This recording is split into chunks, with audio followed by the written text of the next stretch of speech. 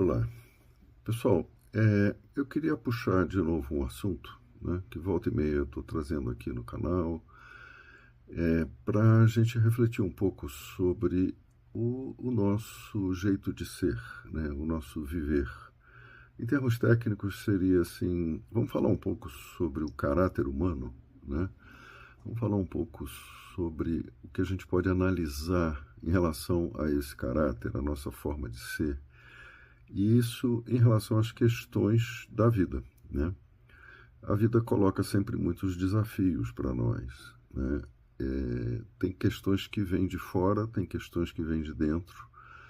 Às vezes a gente tem angústias e que fazem com que a gente desenvolva um mau humor, né? Ou desenvolva um mal-estar por questões que precisam ser encaradas, né? Precisam ser elaboradas, né? Elaborar é trabalhar através, né? É lidar com aquilo que nos afeta, que nos incomoda, né? Por que que a gente não faz isso naturalmente, né? Vamos pensar no ambiente externo. Às vezes a gente vive numa casa que é uma casa que não é muito limpa, né? Os moradores dessa casa não costumam ser cuidadosos. Tem casas que a gente entra e vê que as paredes não veem uma pintura há muito tempo, né? Tem muita roupa suja espalhada por tudo quanto é lado, tem bagunça generalizada, né? É diferente daquela baguncinha, né? Aquela baguncinha gostosa, que não afeta um senso de organização, né? Mas muitas vezes se externaliza algo assim, né? No ambiente em que a pessoa mora, no ambiente de trabalho, ou se externaliza isso nos relacionamentos, né? Os relacionamentos carregam marcas da nossa maneira de ser, do nosso caráter, né? Então, essa conversa está assim um pouco genérica, em princípio, né? Estou falando em linhas gerais. Se a gente olhar para dentro, né, a gente tem muitas bagunças internas, né, que precisam ser olhadas também. E muitas vezes a bagunça interna vem através do externo, né? O externo está dizendo alguma coisa que o interno precisa olhar, né?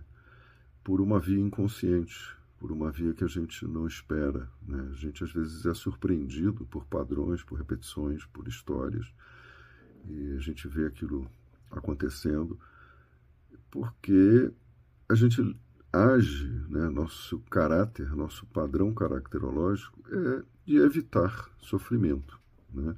É o primeiro ponto que a gente toca, que é a questão de quando o nosso mal-estar começa a aumentar, né?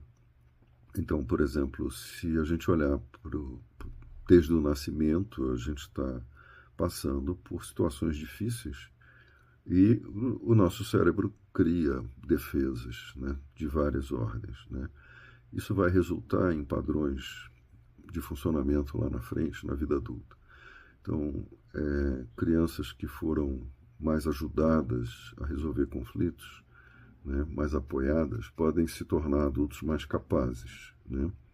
E às vezes essas crianças não foram encontradas e aí elas seguem repetindo. Então, o que é o nosso funcionamento mental? É um monte de memórias, né? A gente tem um fluxo de memórias se atualizando, memórias que podem estar vindo das histórias recentes, memórias que podem estar vindo dos padrões traumáticos que cada um carrega, né? Das marcas da vida intrauterina. E hoje em dia se estuda muito a transgeracionalidade, então a gente pode estar sob o efeito de memórias de tudo que a humanidade já viveu, né? E nossas famílias famílias pregressas, né? Bisavós, tataravós, podem ter deixado para nós marcas que a gente atualiza sem perceber, né? Então, como é que a gente lida com isso, né? A gente vai seguir sempre ou fugindo, né? Ou enfrentando de uma maneira inadequada, né? Ou buscando algum tipo de inspiração, né? qual é a nossa principal fonte de inspiração? A principal fonte de inspiração para resolver questões, conflitos, é a própria inteligência, né? É a inteligência inerente ao ser. E como é que se acessa essa inteligência, né? É cessando esse fluxo, cessando essa repetição, essa tagarelice interna, né? Esse movimento interno que está constantemente se atualizando, ele não deixa que a gente pare e observe as coisas com clareza, né? Observar com aquele outro olhar, um olhar que nas práticas meditativas, né, pode ser chamado de equanimidade, ou no olhar analítico, um olhar que se abre para ver as coisas como são e não como a gente está imaginando, e não como o nosso passado está determinando, como o nosso sistema de crenças está atualizando, né? Então, é muito importante olhar para isso, né? Como é fazer isso? Como é parar? Tem exercícios muito simples que podem ser feitos, né? Exercícios que ajudam a gente a se humanizar, né? Não achar que os nossos problemas são os piores, que nós somos as piores pessoas do mundo porque passamos por problemas, né? Que os outros estão melhor do que nós, e nem ficar achando que nós somos ótimos, somos melhores porque temos uma consciência moral, porque somos religiosos ou porque somos pragmáticos. Isso faz com que esse eu se separe, né? Esse eu está sempre se salvando de algum modo. E essa forma de salvar o eu pode não ajudar a resolver os problemas, pode, pelo contrário, alimentar, né? Alimentar a repetição, né? Essa repetição pode estar marcada, por exemplo, por uma busca de solução mágica, né? Quanta gente está aí botando dinheiro em jogos, né, em cassinos clandestinos. Quanta gente está botando dinheiro, apostando em loterias, né? E essa busca de uma salvação, assim, um grande prêmio, né, que vai resolver tudo, pode ser dirigida também aos relacionamentos, né, aos relacionamentos amorosos, como, por exemplo, como é que a gente vai ser feliz se não tiver um grande amor, né? Como é que a gente vai ser feliz se não estiver vivendo uma grande paixão? E nem sempre é assim, né? Isso pode acontecer na vida ou não. Então, como é que a gente faz para abrir os nossos olhos e deixar que essa inteligência natural possa se manifestar, né? Porque a gente encontra soluções para as coisas a partir da análise da realidade, né? A partir da busca de recursos.